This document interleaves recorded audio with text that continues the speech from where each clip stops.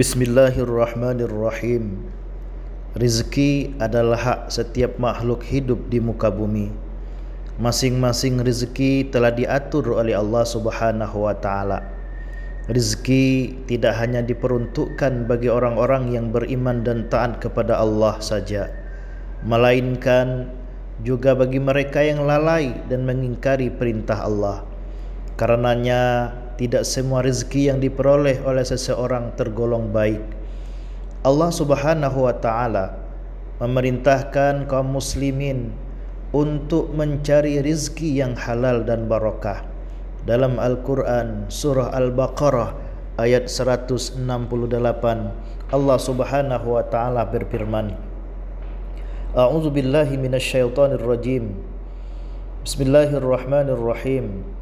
Ya ayyuhan nasu kulu mimma fil ardi halalan tayyiba wa la tattabi'u khutuwatis syaitan innahu lakum aduwwum mubin. Artinya, hai sekalian manusia, makanlah yang halal, lagi baik dari apa yang terdapat di bumi, dan janganlah kamu mengikuti langkah-langkah syaitan, karena sesungguhnya syaitan itu adalah musuh yang nyata bagimu.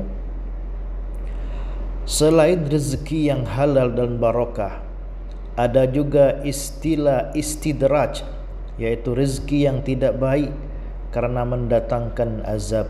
Sebagaimana dijelaskan dalam Al-Quran surah Al-Qalam ayat 44, Allah Subhanahu wa ta'ala berfirman, Fadharni wa man yukadzibu bihadzal hadis sanastadrijuhum min haitsu la ya'lamun.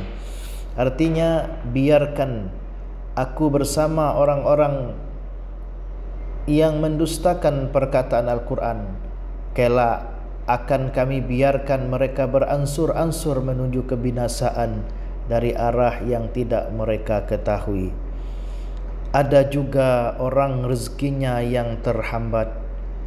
Tidak jarang rezeki yang diperoleh seringkali sangat sulit didapat dan terhalang dengan berbagai macam hal, padahal dia telah bekerja keras dan berusaha secara maksimal. Lantas, apa penyebab sempitnya rezeki?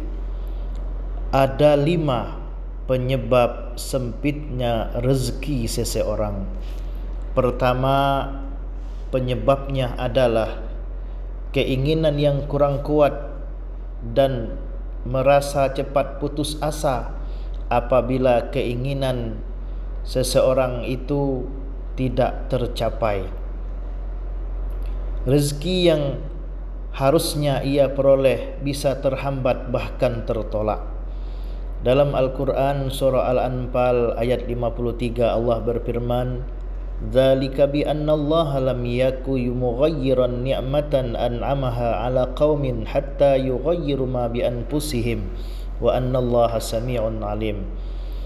Artinya, siksaan yang demikian itu adalah karena sesungguhnya Allah sekali-kali tidak akan merubah sesuatu nikmat yang telah dianugerahkannya kepada suatu kaum hingga kaum itu merubah apa-apa yang ada pada diri mereka sendiri. Dan sesungguhnya Allah Maha mendengar lagi Maha mengetahui.